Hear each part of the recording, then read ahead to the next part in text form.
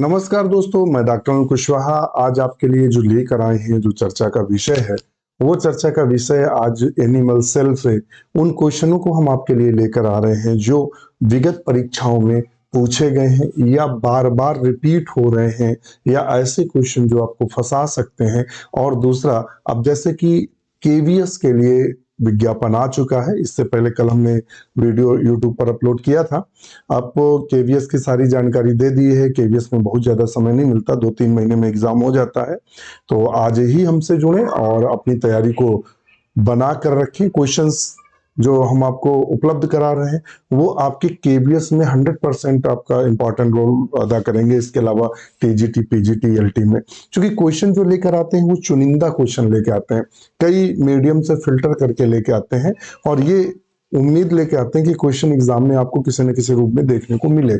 इस उद्देश्य से नहीं लेके आते कि मतलब क्वेश्चन आया गया, क्वेश्चन आया गया। तो इस तरह से हम पूरी कोशिश करते हैं कि एग्जाम में आपका स्कोर ज्यादा हो और आपका सिलेक्शन हो। तो शुरू करते हैं आज का वीडियो।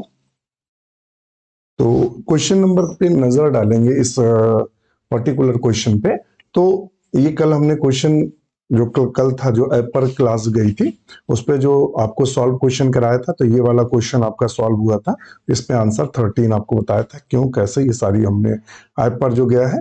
तो अगर आप भी हमसे जुड़ना चाहते हैं तो डॉक्टर नोट्स बायोलॉजी ऐप को गूगल प्ले स्टोर से आप डाउनलोड करें, गूगल प्ले स्टोर से, और साइन अप करें। साइन अप करने के बाद वहां नया बैच केवीएस का स्टार्ट हुआ है, केवीएस एंड जीआईसी का कॉम्बो बैच है, जिसमें केवीएस की तैयारी हो जाएगी, जीआईसी प्री की ओनली 1099 में। अभी आप लें, और मैं वादा करता हूं कि आप हमारे साथ लगेंगे तो आपका सिलेक्शन कोई रोक नहीं सकता। और इतनी कम फीस रखी गई कि यूकेजी, आपके यहाँ कोई बच्चा पढ़ता होगा यूकेजी में, उसके एक माह की ट्यूशन फीस भी इससे ज्यादा होगी। तो आप जुड़े। और अगर आप इसके अलावा एलटी प्लस टीजीटी और पीजीटी का कॉम्बो बैच लेना चाह रहे हैं तो 1199 का है, और केवल अगर टीजीटी और पीजीटी का बैच लेना चाह रहे हैं 999 का है। तो आज ही जुड़े। इसके साथ आपको सारे नोट्स, प्रैक्टिस सेट, और रात्रि में डेली डिस्कशन करते हैं, जिससे आपका जो आप तैयारी कर रहे हैं वो कदापि भूले ना, और आपका स्कोर ज्यादा हो। इसलिए रात्रि में से 9:30 बजे से लेके 10 बजे, 10:30 बजे तक डेली रात में डिस्कशन होता है। तो आज ही जुड़े, अपनी तैयारी को धार दें। और क्यूज चलती रहती हैं लगातार। संडे को प्रैक्टिस सेट आता है आपको सॉल्व करने के लिए। इसके अलावा नोट्स की पूरी लाइब्रेरी, जिसमें बुक्स वगैरह अवेलेबल है, सब कुछ फ्री ऑफ कास्ट है। और इससे पहले आपने देखा था कि पीजीटी में लगभग 40 लोग इंटरव्यू को गए थे, और टीजीटी में लगभग 70 लोग सिलेक्ट हैं। 16 वाले टीजीटी में लगभग 35 लोग सिलेक्टेड हैं। जीआईसी प्री में 150 लोग क्वालिफाई हुए थे, और आश्रम पद्धति में लगभग 35 लोग प्री में क्वालिफाई हुए। इसके अलावा कई सारे असिस्टेंट प्रोफेसर में मित्र सेलेक्ट हुए। तो ये हमारे परिवार का परफॉर्मेंस रहा, डॉक्टर नोट्स बायोलॉजी परिवार का। आप भी बायोलॉजी परिवार के हिस्सा बनिए और अपनी तैयारी को धार दीजिए। आज ही जुड़े, बिल्कुल अभी जुड़े, जिससे तैयारी आपकी बेहतर हो सके। क्वेश्चन नंबर 59 क्या कह रहा है? 59 नंबर क्वेश्चन देखते हैं। कह रहा है the unit membrane concept for the structure of the plasma membrane was developed which of the following proposed model. कहता है जो यूनिट मेम्ब्रेन कॉन्सेप्ट की बात कर रहा है, और यहाँ किसने दिया, किसने डेवलप किया था यूनिट मेम्ब्रेन कॉन्सेप्ट या यूनिट मेम्ब्रेन मॉडल। तो क्या आता है? यूनिट मेम्ब्रेन मॉडल कहते हैं, मेम्ब्रेन मॉडल। इसका कहना यह है किसने दिया था। तो यूनिट एंड मेम्ब्रेन जो मॉडल है वो रॉबर्टसन ने दिया था। ये रॉबर्टसन का यूनिट मेम्ब्रेन मॉडल है। इन्होंने क्या कहा था? इन्होंने कहा था कि लिपोप्रोटीन की बनी होती है। इन्होंने कहा बाहर प्रोटीन होती है और सबसे अंदर प्रोटीन होती है। इस तरीके से आप जब देखेंगे सेल कोशिका, सेल चैप्टर में, तो इस तरह से लिपिड, उन्होंने कहा बाई लेयर्ड लिपिड होती है। ये इस तरह से हम फटाफट एक संरचना ड्रा करते हैं जिससे कॉन्सेप्ट क्लियर हो जाए।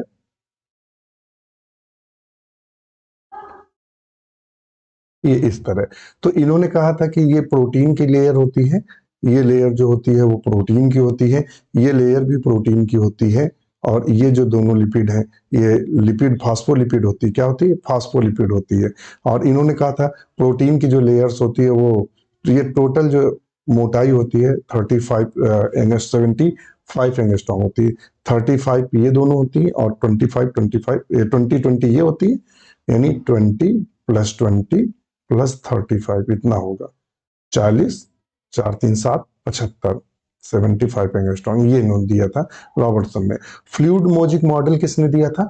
Fluid mosaic model Singer and Nicolson ने दिया, निकोलसन ने दिया था फ्लूइड मॉजिक मॉडल। इन्होंने कहा था कि कुछ प्रोटीन्स के मॉलिक्यूल उसमें धसे रहते हैं, इन्होंने ये कहा था। गार्टर ग्रैंडल का मॉडल दिया था। डेनियल एंड डेवसन ने बायो मॉलिक्यूल मॉडल दिया था। क्या दिया था? बायो मॉडल दिया। तो ये था। तो चूंकि यहाँ जो यूनिट मेम्ब्रेन कॉन्सेप्ट पूछा है, इस आधार पे हम बी को बिल्कुल सही करेंगे। हमने सारे ऑप्शन बता दिए। फ्लूइड मॉजिक मॉडल से भी क्वेश्चन आता है। क्वेश्चन नंबर 60 पे क्या कहता है? आपको अपनी तैयारी को धार दीजिएगा, बहुत जरूरी है आपकी प्रैक्टिस का होना, आपकी सब्जेक्ट की तैयारी का होना। Micro molecule enter the plasma membrane of the cell by, जो बड़े, ध्यान रखिएगा, जो बड़े मॉलिक्यूल्स होते हैं या बड़े कण होते हैं, वो प्लाज्मा मेम्ब्रेन में इंटर कैसे करते हैं सेल में? तो वो फैसिलेटेड डिफ्यूजन के द्वारा करते हैं। किसके द्वारा करते हैं? फैसिलेटेड डिफ्यूजन के द्वारा करते हैं। तो क्या आएगा? Facilitated diffusion. तो ऑप्शन बी को सही करेंगे। नेक्स्ट क्वेश्चन पे चलते हैं। The matrix of the cells was given the name protoplasm by, protoplasm नाम किसने दिया? यानी इन्होंने कहा जीव द्रव्य नाम किसने दिया? प्रोटोप्लाज्म। प्रोटोप्लाज्म नाम जी.ई. पुरकिंजे ने दिया था। जे.ई. पुरकिंजे ने प्राय प्रोटोप्लाज्म नाम दिया था। हैग्सले ने क्या कहा था? Physical life, physical basis of life ऐसे दिया था, यानी जीवन की भौतिक आधारशिला कहा था। जीवन की भौतिक आधारशिला कहा था। आधारशिला कहा था। किसने कहा था? तो प्रोटोप्लाज्म को हैग्सले ने कहा था। तो ऑप्शन यहां जो दिया हुआ है जे.ई. पुरकिंजे बिल्कुल सही होगा। नेक्स्ट क्वेश्चन पर चलते हैं। क्वेश्चन नंबर नेक्स्ट क्या कह रहा है? तो कहता है कि जो term plasma membrane was given by, किसने दिया था? नागेली या सी कार्मर। तो नागेली सी कार्मर में इसे सेल मेम्ब्रेन कहा था। ध्यान रखिएगा, पूछ देगा सेल मेम्ब्रेन किसने कहा, तो नागेली और जो क्रामर है, क्रामर और नागेली ने इसे सेल मेम्ब्रेन कहा। जी प्लॉब ने क्या कहा? तो प्लाज्मा लेमा कहा। प्लाज्मा लेमा शब्द यूज किया उन्होंने। किसने? जी प्लॉ ने। तो इन्हीं को सही करेंगे। डेनियली एंड डेवसन ने क्या दिया था? तो बायोमॉलिक्यूल मॉडल दिया था। ध्यान रखिएगा, बायोमॉलिक्यूल मॉडल दिया था इन्होंने। रॉबर्टसन ने क्या दिया था? रॉबर्टसन ने यूनिट मेम्ब्रेन मॉडल दिया था। यूनिट मेम्ब्रेन मॉडल दिया था। ध्यान रखिएगा। तो इन्होंने क्या दिया? Unit membrane model. तो अगर पूछ दे यूनिट मेम्ब्रेन मॉडल किसने दिया, तो हम रॉबर्टसन को सही करेंगे। पूछ ले बायोमॉलिक्यूल मॉडल किसने दिया, तो डेनियली एंड डेवसन ने दिया। अगर पूछ दे प्लाज्मा लेमा किसने दिया, तो प्लॉ ने दिया। अगर पूछ दे नागेली कार्मर ने क्या दिया, तो सेल मेम्ब्रेन नाम दिया था। इसको आप ध्यान में रखिएगा। अब नेक्स्ट क्वेश्चन पर चलते हैं, 64 नंबर पे। Unit membrane concept for biological membrane was proposed bye, देखना यूनिट मेम्ब्रेन जो कॉन्सेप्ट था, यहां ध्यान रखिएगा, unit membrane concept for biological membrane was proposed bye, किसने कहा था कि ये बायोलॉजिकल मेम्ब्रेन है? किसने प्रपोज किया था? तो वही अभी बताया, डेनियली एंड डेविसन ने दिया था। सिंगल निकोलसन ने क्या दिया था? तो सिंगल निकोलसन ने फ्लूइड मॉजिक मॉडल दिया था। फ्लूइड मॉजिक मॉडल दिया था। रॉबर्टसन ने यूनिट मेम्ब्रेन मॉडल दिया था। यूनिट मेम्ब्रेन मॉडल दिया था। मॉडल दिया। के आर पोर्टर ने क्या किया था? इन्होंने एंडोप्लाज्मिक रेटिकुलम को डिस्कवर किया था। सबको बता दिया। तो ऑप्शन चूंकि उन्होंने पूछा है, biological membrane was proposed by, तो डेनियली एंड डेविसन थे। नेक्स्ट क्वेश्चन है 65 पे, देखते हैं। Protein and RNA synthesis take place at, कहता है जो प्रोटीन और आरएनए सिंथेसिस होती है टेक प्लेस एट, तो ये किस अवस्था में होती है? तो आपने देखा था जो सेल साइकिल होती है, क्या होती है? Cell cycle. सेल साइकिल की चार अवस्थाएं होती हैं, G1, S, G2 और एम फेस आती है। फिर ये क्रम आता है, एम फेस आती है। एम फेस पहले कर दे तो G1, S, G2। G1 में क्या होता है? प्राय प्रोटीन का संश्लेषण होता है। क्या होता है? प्रोटीन प्लस किसका होता है? आरएनए का संश्लेषण होता है। यस में क्या होता है? यस में प्राय जो संश्लेषण होता है वो किसका होता है? डीएनए का। डीएनए सिंथेसिस होती है। और क्या होता है, और सेंट्रियोल इसमें डेवलप होता है, और प्रोटीन और आरएनए जीवन में क्या होता है, माइटोकॉन्ड्रिया, क्लोरोप्लास्ट आदि डेवलप होता है। जी2 में जो बची कुछ समस्याएं होती है वो सॉल्व होती है। तो ऑप्शन क्या आएगा, जीवन फेज। क्योंकि प्रोटीन और RNA synthesis take place at, तो क्या आएगा, जीवन फेज आएगा, यानी जीवन अवस्था में। नेक्स्ट क्वेश्चन पर चलते हैं। यदि आप हमसे कांटेक्ट करना चाहते हैं, कोई भी आपकी समस्या है, आपको को लगता है, तो ये हमारा नंबर है, इस पे आप कॉल या मैसेज कर सकते हैं। और कोशिश करिएगा कि आप कॉल ही करें, जिससे आपकी तुरंत के तुरंत समस्या को सॉल्व किया जा सके। आप तुरंत जुड़े। देखिए ऐसा होता है, पढ़ने के लिए आपको भी समय चाहिए, पढ़ाने के लिए हमें भी समय चाहिए। तो दोनों लोग अगर टाइम से चीजें आप लेंगे तो ज्यादा बेहतर आपको चीजें मिलेंगी। और बिल्कुल मतलब मिनिमम आप मेंबरशिप देनी है, उसके बाद सब कुछ फ्री ऑफ कास्ट आपको मिलने लगेगा। इतना मिलेगा जितना आपको बड़े से बड़ा कोचिंग संस्थान नहीं दे सकता। तो आज ही जुड़े हमारे साथ। नेक्स्ट क्वेश्चन 66 कह रहा है, who discovered cell for the first time. कोशिका की खोज पहली बार किसने किया था। तो आप सब जानते हैं कि कोशिका की खोज का श्रेय रॉबर्ट हुक को दिया जाता है। किसको जाता है, कोशिका को जो खोज का श्रेय जाता है वो रॉबर्ट हुक को जाता है। इसलिए ये कब किया था, 1665 में रॉबर्ट हुक ने कोशिका की खोज की थी। इन्होंने इसका जो विवरण दिया अपनी किताब है पूंछ दे माइक्रोग्राफिया नाम की बुक है, जिसपे इन्होंने इसका विवरण दिया था। ध्यान रखिएगा, क्या दिया था, इसका विवरण दिया था। इसके अलावा एंटोनी वान लीवेनहॉक ने क्या किया था, इन्होंने स्पर्म डिस्कवर किया था, रेड ब्लड आरबीसी को डिस्कवर किया था, इन्होंने बैक्टीरिया को डिस्कवर किया था, इन्होंने प्रोटोजोआ डिस्कवर किया था। ये सब इनके जाता है। थियोडोर स्वान क्या थे, थियोडोर स्वान ने प्राय स्वान और एक और साइंटिस्ट थे, नाम याद नहीं आ रहा है, स्वान थे और स्लाइडन, स्लाइडन और स्वान ने सेल थ्योरी दी थी। क्या दी थी, सेल थ्योरी दी थी। कोशिका सिद्धांत पूछे तो स्लाइडन और स्वान ने। रॉबर्ट ब्राउन ने क्या किया था, इन्होंने न्यूक्लियस की खोज की थी, न्यूक्लियस की खोज की थी ये। तो ऑप्शन क्या यहां लगाएंगे, चूंकि कोशिका पूछा है तो बी को हम बिल्कुल सही करेंगे, रॉबर्ट हुक को। नेक्स्ट क्वेश्चन देख लेते हैं। Which of the following structure is the functional unit in Golgi complex? Golgi complex में functional unit क्या होती है। तो अब जब Golgi complex इस तरह से आपने संरचना दी होगी, ये ऐसी संरचनाएं आपने देखी होंगी Golgi complex की।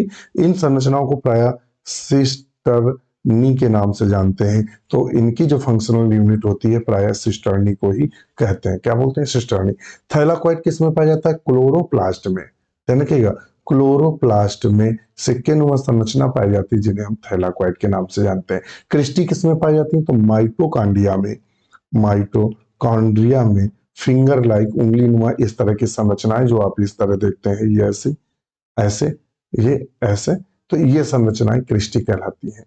तो समझ गए होंगे आप। नेक्स्ट क्वेश्चन चलते हैं 68 पे।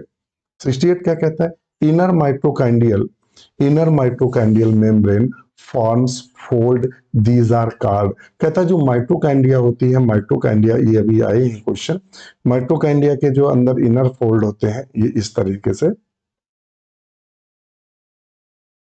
ये ये तो ये जो फोल्ड्स होते हैं इन्हें हम क्रिस्टी के नाम से जानते हैं। क्या नाम से, क्रिस्टी के नाम से जानते हैं। और इन क्रिस्टी पर ध्यान रखिएगा, इन क्रिस्टी के ऊपर कुछ टेनिस रैकेट के आकार की संरचनाएं पाई जाती हैं। इस तरह की संरचनाएं पाई जाती हैं जिनको हम ऑक्सीसोम के नाम से जानते हैं। प्लाज्मिड, प्लाज्मिड क्या होता है, एक्स्ट्रा एक्स्ट्रा जो क्रोमोसोमल स्ट्रक्चर होता है, खासकर बैक्टीरिया ईस्ट में, तो वो प्लाज्मिड कहलाता है। सिस्टर्नी अभी बताई था गोल्जी कॉम्प्लेक्स। तो ऑप्शन यहाँ चूंकि जो पूछा है उस हिसाब से हम यहाँ ऑप्शन जो करेंगे सी को बिल्कुल सही करेंगे। किसको सही करेंगे, तो सी को बिल्कुल सही करेंगे। नेक्स्ट क्वेश्चन पे अगर चलते हैं, नेक्स्ट क्वेश्चन में क्या कह रहा है वो देखते हैं। Of the following which type of cisternae make up the Golgi complex. कहता है किस प्रकार की सिस्टर्नी, एक्चुअली में गोल्जी कॉम्प्लेक्स सिस्टर्नी से बना होता है, उसमें पोलराइज अनपोलराइज दोनों एरिया होते हैं। तो वो कहता है कि सिस्टर्नी जो होती है, किस प्रकार की सिस्टर्नी से किस प्रकार की सिस्टर्नी से प्रायः गोल्जी कॉम्प्लेक्स बना होता है? किस प्रकार की सिस्टर्नी होती है, क्या उनमें विशेषता होती है? तो वो रेटिकुलेट होती है। कैसी होती है? रेटिकुलेट, जालिकावत होती है। नेक्स्ट क्वेश्चन चलते हैं। The structure of ribosome consist of, जो राइबोसोम होता है वो किससे बना होता है? तो प्रायः जो राइबोसोमल बोल सकते हैं, राइबोसोमल या राइबोसोम बोल सकते हैं, वही राइबोसोम ही है। किससे बना होता है? तो राइबोसोम आरएनए और प्रोटीन का बना होता है। किसका बना होता है? आरएनए और प्रोटीन का बना होता है। आरएनए और प्रोटीन का बना होता है, आरएनए प्लस प्रोटीन का। तो ऑप्शन ऐसे क्या सही होगा? तो आरएनए प्लस प्रोटीन होगा, तो ऑप्शन बी सही होगा। यदि ये प्रोकैरियोट्स में होते हैं, ध्यान रखिएगा, यदि आरएनए प्रोकैरियोट्स में होते हैं और प्रोकैरियोट्स में क्या हो? फ्री हो, स्वतंत्र हो, तब इनको नाम देते हैं हम, क्या नाम देते हैं? मोनोसोम देते हैं। क्या देते हैं?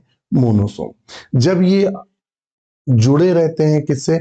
जब ये जुड़े रहते हैं यम आरएनए से, जब यम आरएनए से ये कई जुड़े रहते हैं तब उन्हें पॉलीराइबोसोम कहते हैं। क्या बोलते हैं? पॉलीराइबोसोम के नाम से जानते हैं, या पॉलीसोम कहते हैं। क्या कहते हैं? पॉलीसोम के नाम से इनको जानते हैं। तो ये राइबोसोम की कुछ खास जानकारियां थी आपके लिए। नेक्स्ट क्वेश्चन है 71।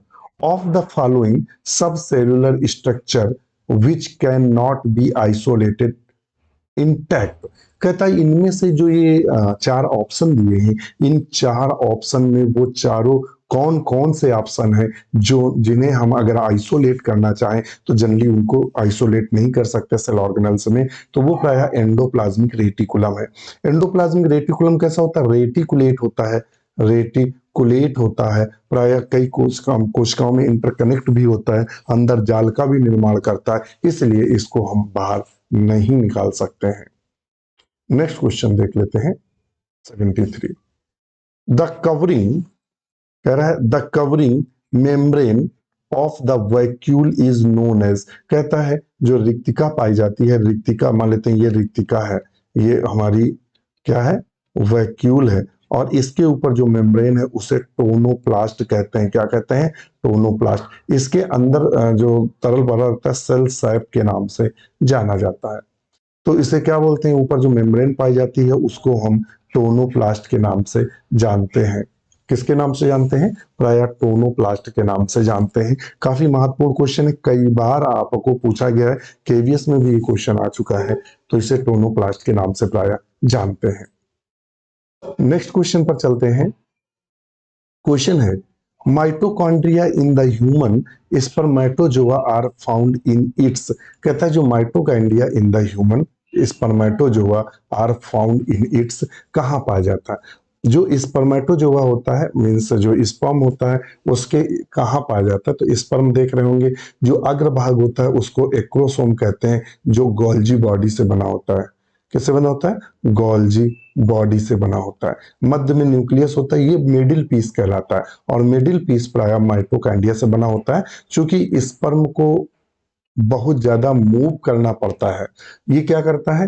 ये वेजिनल पार्ट से मूव करता है और फैलोपियन ट्यूब तक जाता है। क्योंकि फर्टिलाइजेशन जो होता है वो फैलोपियन ट्यूब में होता है ह्यूमंस की, वहां तक इसको चलना रहता है। तो इसमें टेल जो होती है बहुत तेज मूवमेंट करती है, एनर्जी की ज्यादा जरूरत पड़ती है। तो ये पूरा माइटोकॉन्ड्रियल वाला एरिया होता है, ढेर सारे माइटोकॉन्ड्रिया पाए जाते हैं जो प्रॉपर इसको एनर्जी प्रोवाइड करा सकें। तो मिडिल पीस आएगा, तो यहाँ हम लगाएंगे हेडिंग मिडिल पीस। क्या लगाएंगे? Middle piece. एक्रोसोम में क्या पाया जाता है? ये क्वेश्चन पूछा है, तो गोल्जी बॉडी पाई जाती है। नेक्स्ट क्वेश्चन पर चलते हैं। सेंट्रियोल इज फाउंड इन, प्राय जो सेंट्रियोल होती है वो किसमें पाई जाती है? सेंट्रियोल कैरेक्टरिस्टिक फीचर्स होता है एनिमल सेल का, एनिमल सेल का। तो इसमें से हम ऑप्शन क्या लगा देंगे? एनिमल सेल में पाई जाती है। प्रोकैरियोट्स में प्राय ये एब्सेंट होती हैं। ठीक है, अब चूंकि यहाँ फ्लावरिंग प्लांट में भी पाई जाएंगी, रेड एल्गी में भी पाई जाएंगी।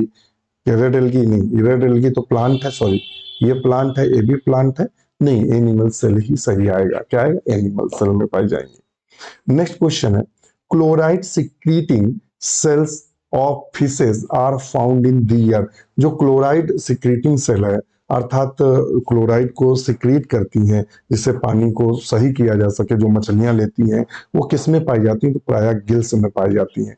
Chloride secreting cells found in the gills, gills में पाई जाती हैं। ये है यूपी पीजीटी, अभी जो पीजीटी का एग्जाम हुआ है उसमें ये क्वेश्चन पूछा गया था। नेक्स्ट क्वेश्चन है, nucleolus is the site of synthesis of, nucleolus की खोज किसने की थी? तो फोंटाना ने की थी, फोंटाना ने की थी न्यूक्लियस की खोज, फोंटाना ने।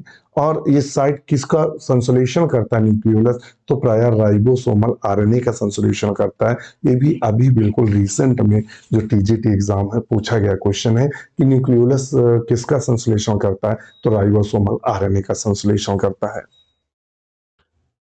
और आज का last question, enzymes present in lysosome are, lysosome में जो इंजाइम्स पाए जाते हैं या लाइसोसोम में जो इंजाइम हमें देखने को मिलते हैं वो कैसे होते हैं? तो वो हाइड्रोलाइज इंजाइम होते हैं। कैसे होते हैं? हाइड्रोलाइज इंजाइम होते हैं। लाइसोसोम को आत्महत्या की या सुसाइडल आत्महत्या की थैली भी बोलते हैं, और इसमें पॉलीमॉर्फिज्म भी पाई जाती है, इसे सुसाइडल बैग भी बोलते हैं, क्योंकि हाइड्रोलाइसिस एंजाइम इसमें पाए जाते हैं। ये पाचन संबंधी कार्यों में महत्वपूर्ण भूमिका अदा करता है।